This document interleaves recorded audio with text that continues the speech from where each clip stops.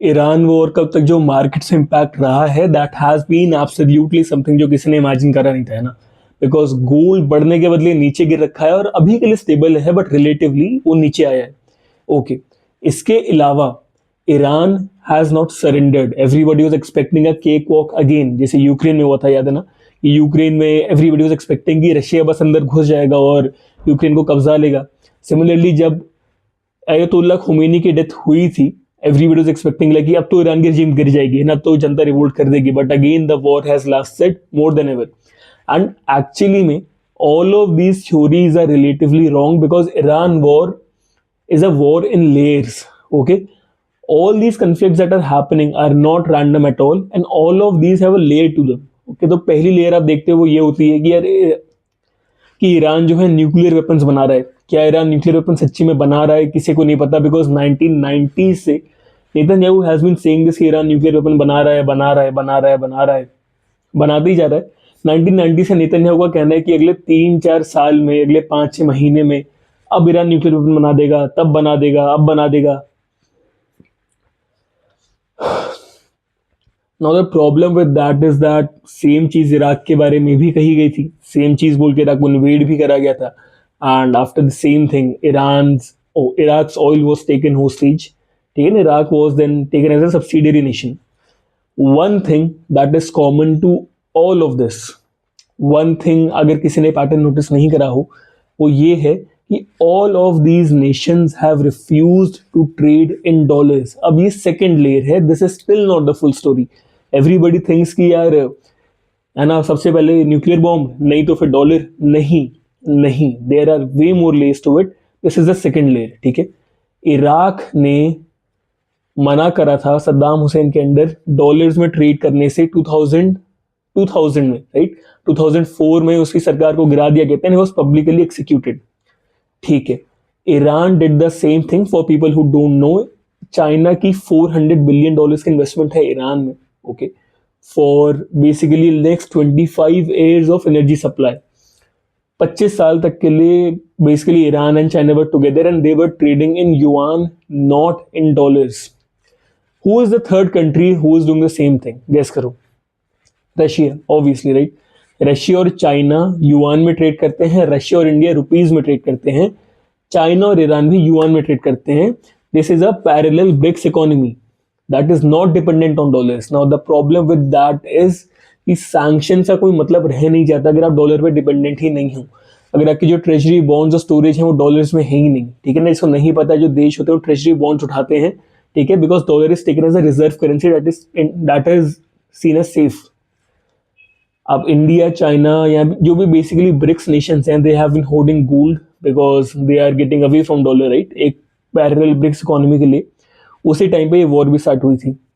Third layer is that of the Epstein files layer. अब India में मैंने काफ़ी बार देखा लोगों को इतना नहीं पता होता एप्स्टीन फाइल्स के बारे में, तो इसमें तो नहीं, but I would really suggest you to go and search about it. People say कि ट्रंप ने एग्जैक्ट ये टाइम चूज किया because he wanted people to get distracted from the whole Epstein thing that was going on. I personally believe कि that is not the case. I mean, हो सकता है बोलने में सुनने में लगे कि हाँ that might be true, that is absolutely not true in my opinion, and here is the reason why. अगर ये सच होता तो वेनेजुला का इन्वेजन जो हुआ था जस्ट पहले ईरान के, that would make no sense because Venezuela was invaded to make sure oil supply is tight.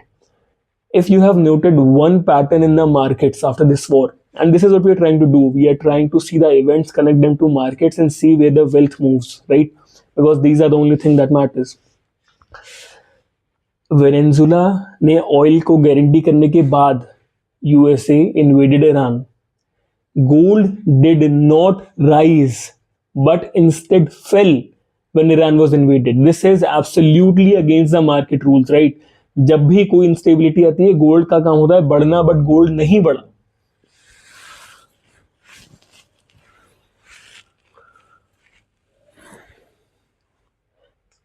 Instead gold fail.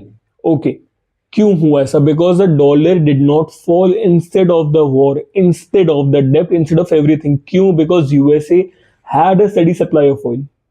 Venezuela guaranteed कि यूएसए के पास ऑयल की कमी नहीं होगी, और ऑयल की कमी नहीं हुई, ठीक है। इसलिए डॉलर नहीं गिरा, इसीलिए गोल्ड नहीं बढ़ा। ओके, इसका मतलब ये है कि ईरान का इन्वेजन हमेशा से प्लान था, and Venezuela was just one step, because acquiring Venezuela just meant कि the next step is Iran, है ना। And as always till the very last day Trump was always flipping. होता नहीं है कि आप फ्लिप करते रहते हो सकता है इन्वेजन हो जाए, हो सकता है ना हो सकता है हो जाए। एंड में इन्वेजन डिड हैपन।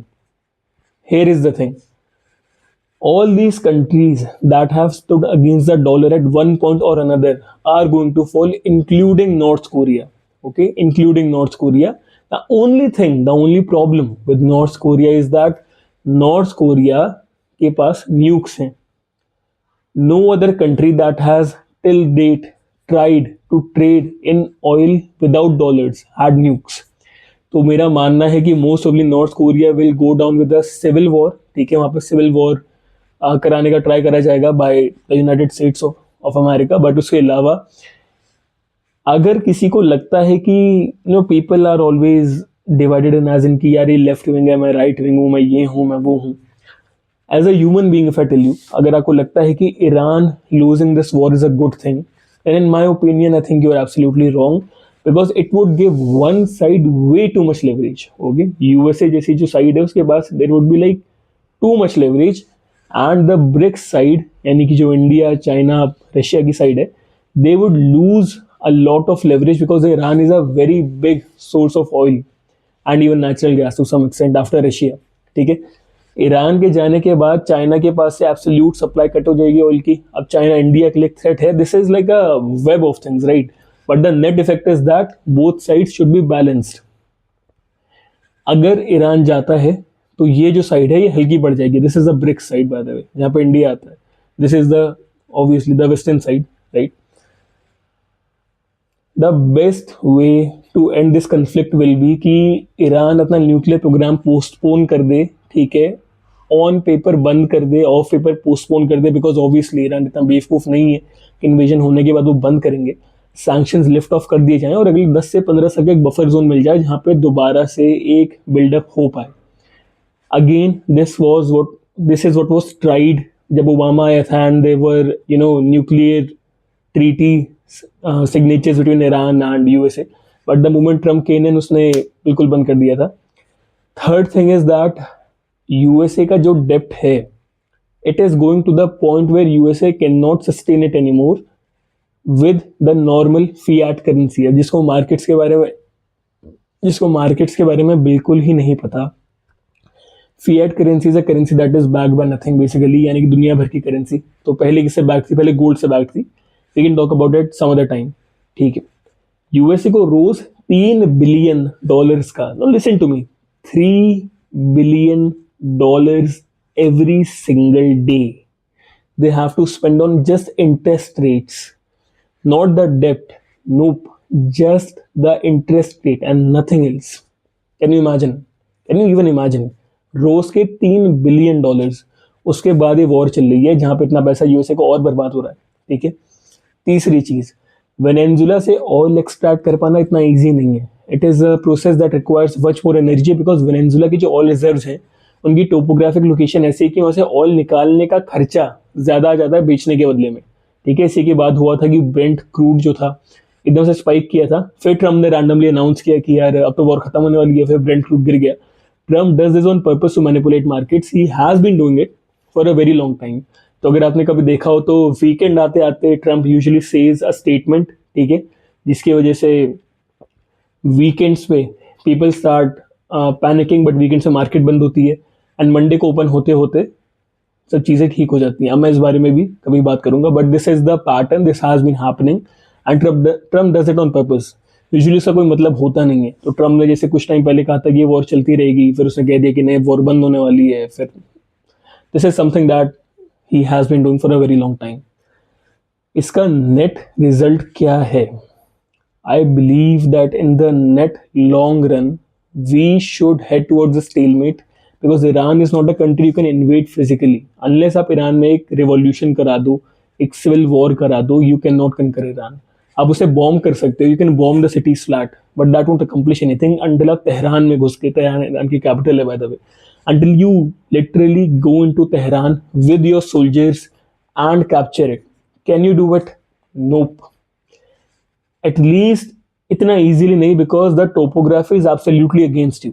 इसलिए अब यूएसए ने कुर्दिश फाइटर्स को ईरान में भेजना चालू करा है. इसकी वीडियो में स्क्रीन पे लगा रहा हूँ. Kurdish fighters were seen heading into Iran, and it is expected कि एक नया फ्रंट खोलने की कोशिश करी जा रही है ईरान पे. I believe if China lets Iran fall, it will be the most stupid thing they will do, because इसके बाद Western hegemony is almost complete. Remember, India is not anti-West. India try करते है कि वो अपना quote unquote regional sovereignty maintain करे. But if Iran falls, then India and the region becomes way more a single country. Like वो balance out जो करना चाह रहा है रशिया यूएसए को, कर नहीं पाएगा, बिकॉज इंडिया इतनी बड़ी इकोनॉमी नहीं है कि वो खुद को ही संभाल ले. दूसरा, India has no access to natural resources at all. Like oil है हमारे पास, but major energy resources like oil we don't have. Okay, तो let's see how this progresses. And the markets have been obviously, oil stocks are up, है ना, and logistics and tech stocks are down. But जो USA में S&P 500 है और India में जो Nifty 50 है, वहाँ पे tech stocks had been down before as well because of Claude. Now they will be even further going down because the war has been progressing, and as always the Lockheed Martin defense stocks are up. अब एक और layer है इस चीज़ में conspiracy theory की. Okay, as in कि after this the west wants to build a whole complete impenetrable digital system जहाँ पे कैशलेस सोसाइटी हो, to the point where last of your money can be tracked. And Iran is a leakage in that system, because Iran जो है वो सोवरेनली oil supply कर रहा है BRICS Nations को. ठीक है, and you can not allow that because that is a leakage.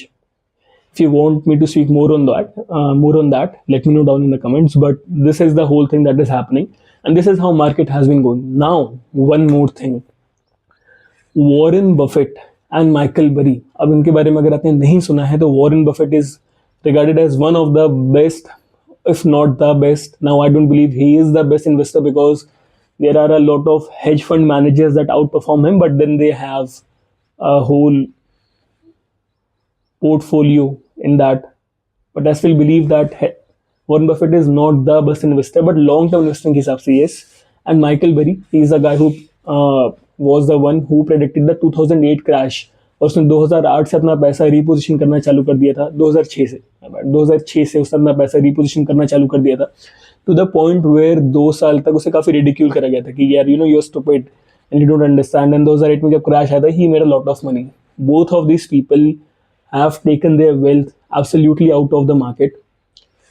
Warren Buffett 380 billion dollars के कैश फाइल पे बैठा है, and Michael Burry has moved 1 billion of his money. He's worth around 1.2 billion, okay, out of the markets, even betting against Nvidia.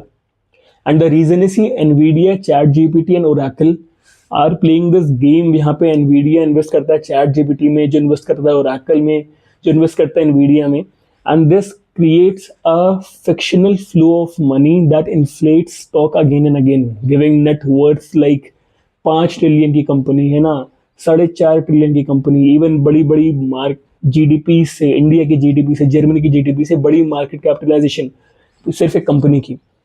That is over inflated stock, that is not the real value, and market correction is yet to come. अब लोगों को लगता है कि अभी 2 महीने तो हो गए तक तो हुआ नहीं. तो यार माइकल बरी ने 2006 में जब करा था, crash was in 2008.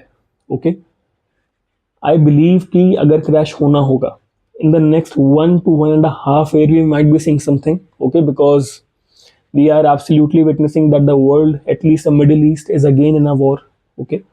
And as far as gold goes, gold की long term trajectory साल में it is going to be up, but if dollar keeps getting strong, gold will not show the results it usually shows, okay.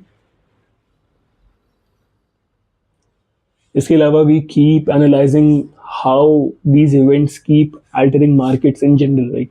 So if you are somebody who's interested in it, then follow along.